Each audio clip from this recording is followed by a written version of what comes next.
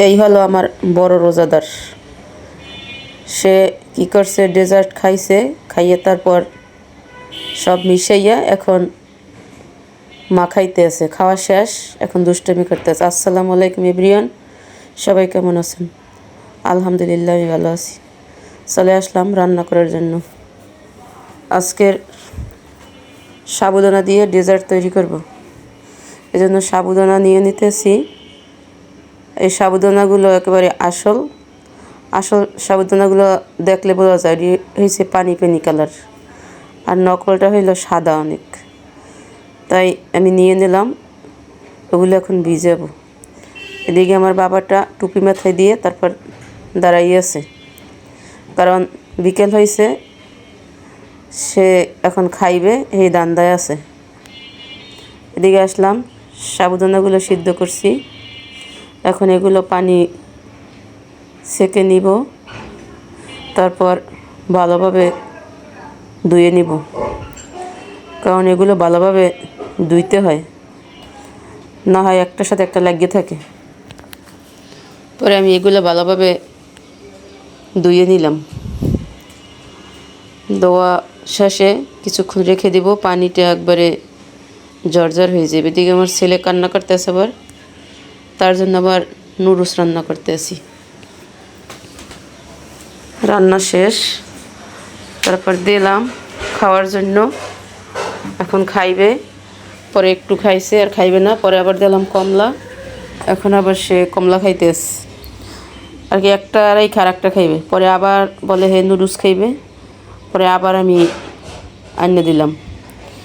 তার যখন যা মনে চায় তখন তাই করবে, একা মানুষ না, খাবার বেশি পাইতেছে এই জন্য বেশি জ্বালাইতেছে। পরে কমলা বাড়ি করে দিলাম, একটা কেক তাও নিয়ে এনেছে, নুডলস সামনে নিয়ে তারপর বসে থাকবে, খাওক আর না খাওক।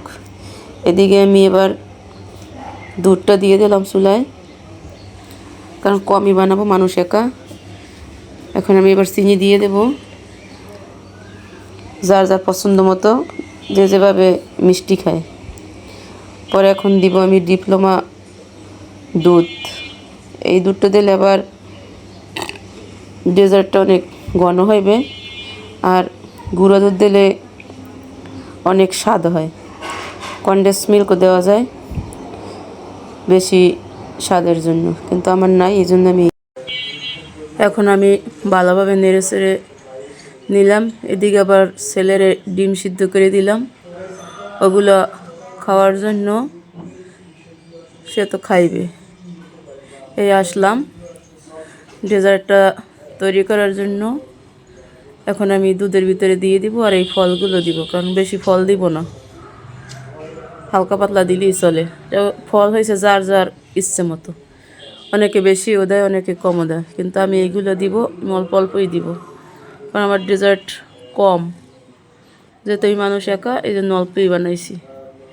এখন ফলগুলো মিক্স করে তারপর এখন আসরের টাইম, ফ্রিজে রেখে দিব, তারপর ইফতারের সময় বের করব, এতেই অনেক ঠান্ডা হয়ে যাবে, কারণ ডেজার্ট ঠান্ডা খাইতেই মজা।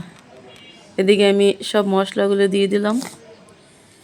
এখন সব মশলা মাখাইয়া তারপর মাছগুলো দিয়ে ভালোভাবে ম্যারিনেট করে কিছুক্ষণ রেখে দিব, তাহলে মশলাটা ভিতরে ঢুকে যাবে।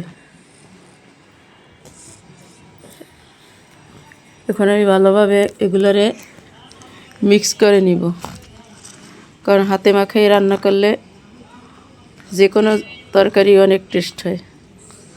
এগুলো ছিল বোয়াল মাছ। এখন মাছগুলোরে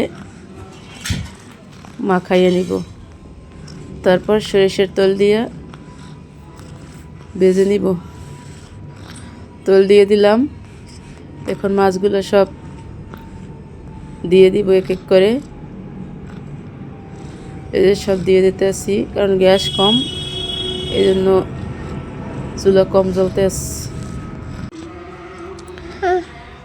মাছগুলো হয়েছে, এখন এদিকে আবার দিয়ে দিলাম আমি চিংড়ি মাছ, টমেটো দিয়ে তারপর চিংড়ি মাছ বুনো করতেছি। আর এদিকে মাছটা ভাজা শেষ, এখন রান্না আমার শেষ। এদিকে ইফতারের টাইম হয়ে গেছে। পরে আমরা ইফতার করার জন্য আসলাম। এটা ছিল আমার ছেলের, তার এবার বাজিয়ে দিতে হয়। এই ছিল আমার ইফতার। ডেজার্টটা বের করছি ফ্রিজ থেকে, ঠান্ডা হয়ে গেছে অনেক, খেতে অনেক টেস্ট হবে। আমার বাবাটা খাইতে আছে, খাইবে এখন। সে প্রতিদিন আমার সাথে ইফতার করে টেবিলের উপরে বসে বসে। এদিকে রান্না বাকি ছিল, ইফতার করার পর আবার রান্না করতে আসলাম। পরে রান্না বান্না শেষ। আল্লাহ হাফেজ, বিদায়।